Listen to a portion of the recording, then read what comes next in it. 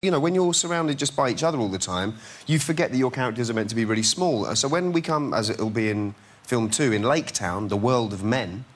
Hello. Yeah, where you go most weekends? Tuesday night. Is that like my version of DFS? Yeah. Come to the world of men. Sail now on. Yeah, you suddenly... All our scale doubles come out to play, so all of us have a smaller person playing us, and so you suddenly realise, next to, you know, regular-sized people, we are really small. We are really small. And in the sequences, like, you know, the dinners and stuff, where different-sized people are all together... Yes. They were filmed at the same time? But in... different sets, yeah, so exactly the same time. So we would be in this set, so we'd be in normal Bag End set. You know, my house is called Bag End, we'd be in that set. Your house is so nice. It's beautiful. You could live in that house, couldn't you?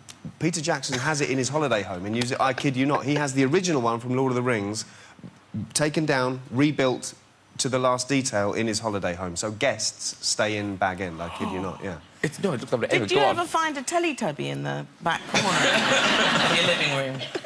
No. Because they live in similar little hillocks. They do, actually, that's true. Smoking a cigarette out the back. That's true.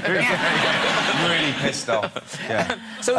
So we're there, and then McKellen is over there in a smaller green screen studio, and he's got kind of, you know, rows and rows of lighting up tennis balls with our character faces on them. We've all got earpieces in. So we're speaking, we're imagining looking at McKellen like that. He's imagining looking at us down there. And we can only hear all this stuff via an earpiece, and they're filmed... It's called slave motion cameras, so there's 2 cameras doing exactly the same moves all the way through.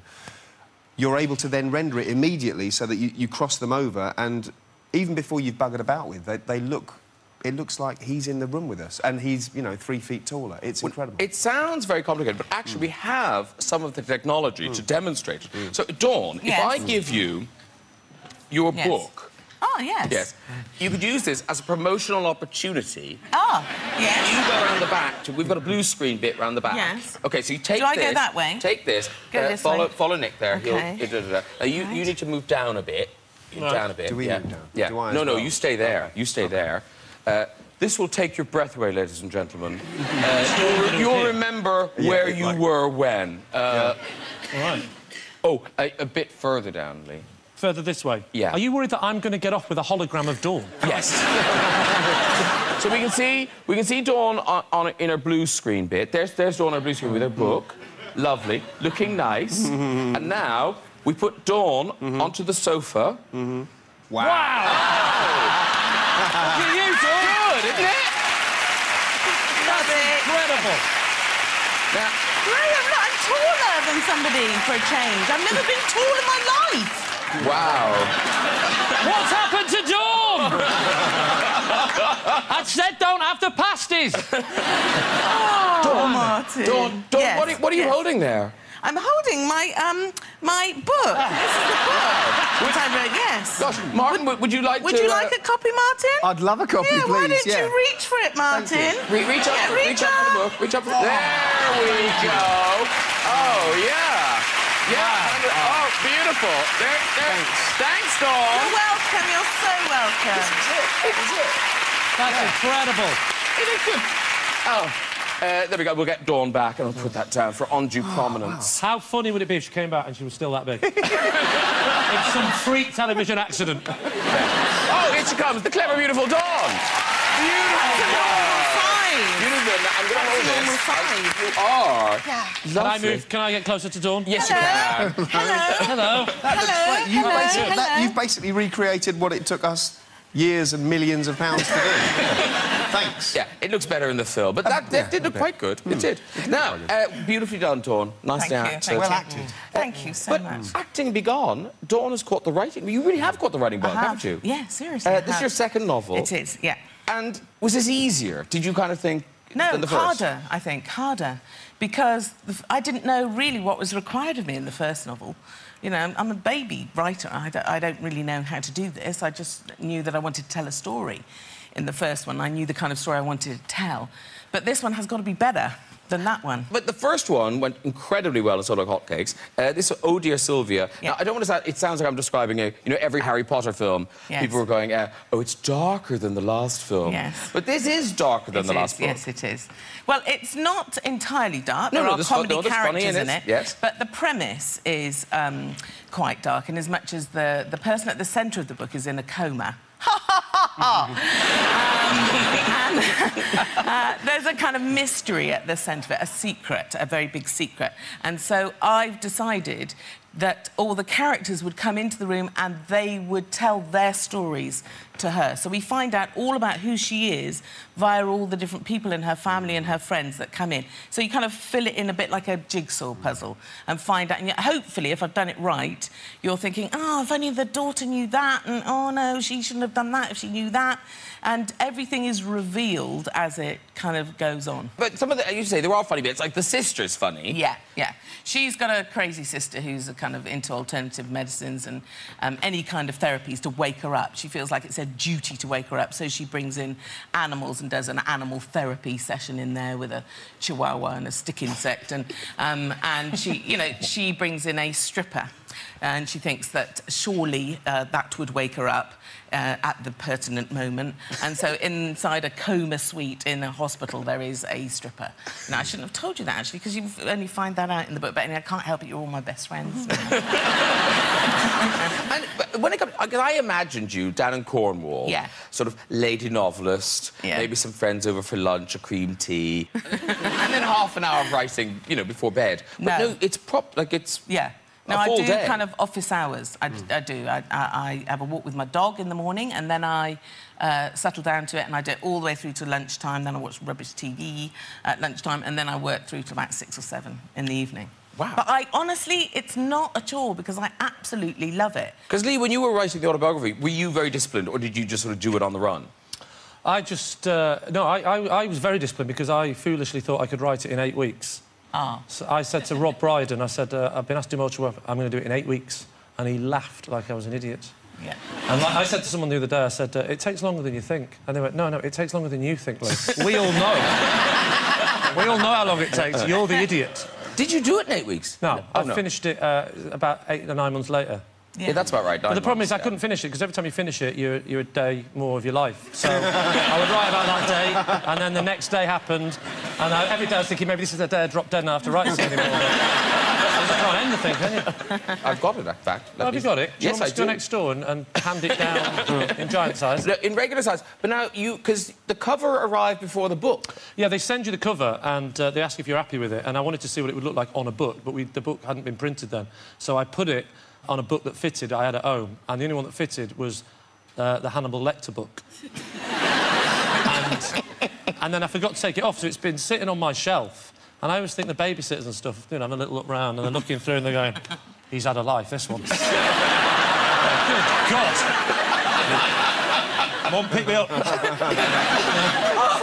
He said he's going to drive me home, I don't want to be driven home. He ate the last babysitter's face.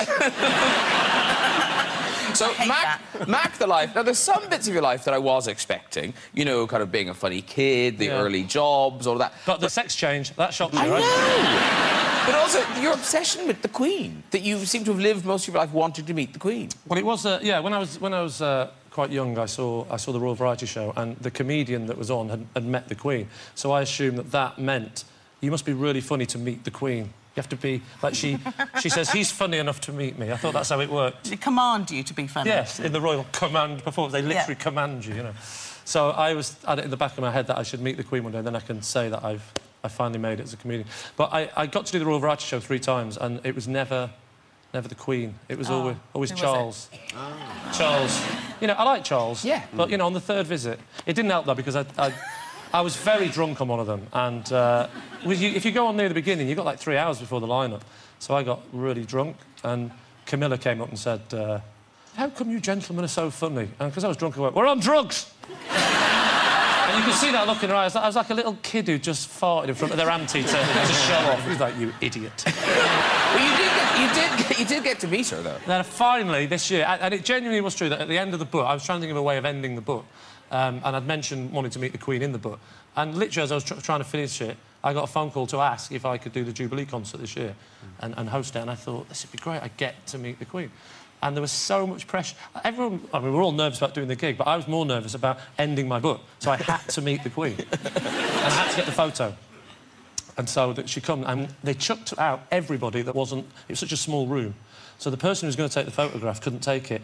So she said, I'm being thrown out. It's just you lot that were in the show. So she hands me the camera, and I see Alfie Boe, the opera singer, and I go, Alfie, mate, don't mess this up. There's the camera. Make sure that when you've got to get this shot. Yeah. I think if you have a look at the shot, it's not exactly what you call... Everyone's in it. Everyone's in it. I'll tell you what. I recognise that bloke. You recognise the bloke? Yeah. I was going to rechange the whole story. I didn't want to meet the Queen. I always wanted to meet Kylie Minogue and Lenny Henry. Yeah. I thought then it might work. So, but bless him, he didn't. I didn't give him much warning. I said, press that button and just hope for the best, and he did. And did she talk to you, or you just met her? She was great, actually. She was really... She did this thing with Gary Barlow and Kylie. It was their job to show around everybody. And I think Kylie didn't know who I was and panicked and just backed off because she didn't want to introduce me. And so the Queen was left stranded on her own. We were making polite conversation around. I saw the Queen looking around as if to go, usually I'm dragged away at this point, but no one's coming to get me. So I said, you staying at the Premier Inn with Lenny? And she said, not doing that. And you met William as well, didn't you? I met William, yeah. That was interesting, because he was really nice. He came up and he said... we get to go to the palace afterwards, and his opening line to me was, you need to get some new jokes. And I went, listen, I don't tell you how to be the future king. And he laughed and went, I'm only joking, I'm a big fan of Not Going Out, my sitcom, and I thought, that's so exciting. And I was just about to talk to him, and then Cheryl Cole started talking to him, and he's far more interested in her, and I had to wander off. If I ever see that woman... Oh, she's coming on. Because, Martin, you met Prince William this week. I met him last night. Yes? Yeah. He was very nice. I met him 2 nights ago. Yeah. Look at you. You've got brow cream in your hair or something. It looks like you've done that thing again you did with Dawn. That's incredible. And that's my Amanda behind me. Look, that's Amanda. Was that pre or post? That was pre. Oh, OK. That was... What, pre-op? Pre what? Pre-seeing the film, so you couldn't talk about the film? No, that was pre. Oh, OK. It was cool. It was good. I realised that... Because I think a lot of people, myself included, have that thing of, you know, are you going to bow? Are you going to do that thing? Do you know what I mean? No, he didn't. He kind of raised himself up, not in a sexual way, but no. And so you have that slight thing of thinking, well, I'm not strictly a monarchist, you know, but I wouldn't hurt anyone, but I kind of, you kind of want. Was this your opening line to him? I wouldn't hurt you. I'm a bit annoyed about what you do and what your ancestors have done, but I won't hurt you tonight. I'm just not sure that we should be paying for you, but he's a nice, you know, he's a nice guy. And you wouldn't be rude. You're well brought up. Did you bow in the end? I curtsied. I've met a monarch. I've met one. Have you? Yeah, I met the Queen Mother when I was 4. Oh! Yeah. Oh, God, yeah. Oh, yeah? She, came to our house for tea. No, she didn't. I saw that. She, did. That was your little cracker. Wait. Yeah. Why did she come to your house? Well, I think it was that she was visiting the RAF station where we were. My dad was in the RAF. And she'd been to the posh end, to the officers' end, and I think we were judged to be a safe sort of oiky family that she could come and see. But my mum got new teacups, everything. I got new shoes. I had to do curtsying for weeks. Wow. Weeks. Was it very But it was the Queen Mother, obviously. I was a bit upset that she didn't have a crown. No unicorns. And also, I don't know what was going on at that time, but she came up the path and she smiled and she had brown teeth. Yeah. So I thought she was a witch. And I didn't want her in my house at all. And I just hid onto my dad's leg. Just grabbed onto my dad's leg and didn't move. But I think what's nice for you know, people seeing guys on the couch is that everyone, where you end up, you do start somebody. Dawn, you worked in the hotel business. Yeah, I was a chambermaid. Yeah, oh, I used to be a chambermaid in the holidays in Salcombe, in Devon. And, yeah, I loved it. I loved the mischief of it, actually. I loved the chambermaid's rule that you knock and enter straight away. Chambermaid in! Straight away like that. you catch people doing all sorts of things. And once I went into a room, chambermaid, enter, and a man was doing press-ups behind the sofa. And I had a long chat with him about the day, the weather, blah, blah, blah, and then I realised he wasn't actually doing press-ups at all. There was somebody else there. That was it. And I can state clearly here, I have not ever cleaned someone's toilet with their toothbrush. No, I have not. I have not ever taken a picture of my own arse with their camera. No, I have not. When you were